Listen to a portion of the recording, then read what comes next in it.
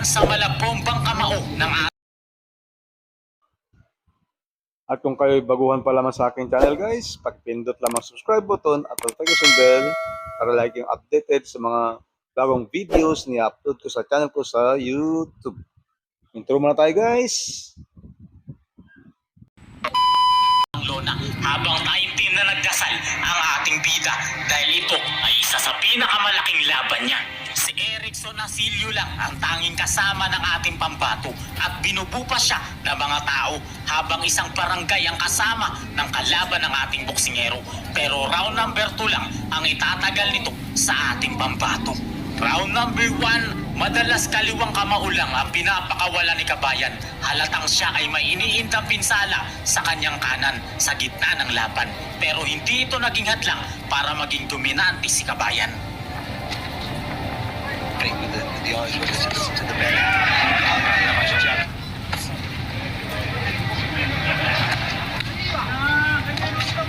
Shot there. Left hook there, did as well with the second attack. I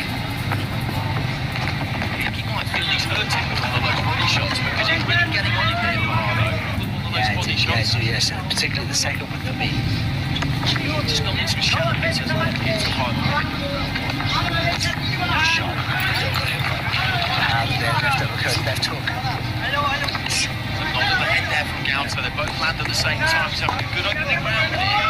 It's a big low fighter. He's already turning into a good shot.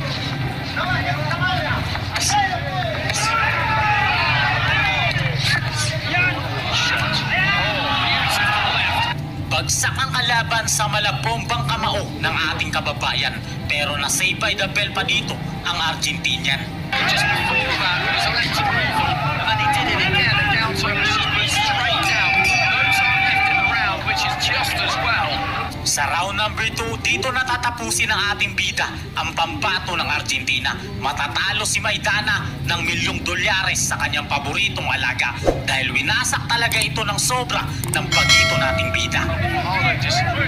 She's got to get on top. He just needs to stay low for her, and then come in with that left hook. Good fight right there, Ricardo Wrong, left hook. Gauta hit by left hand, but he's trading here, which could be a problem. Good upper body movement from him. He shifts another left hand, big left hand again. There he touches.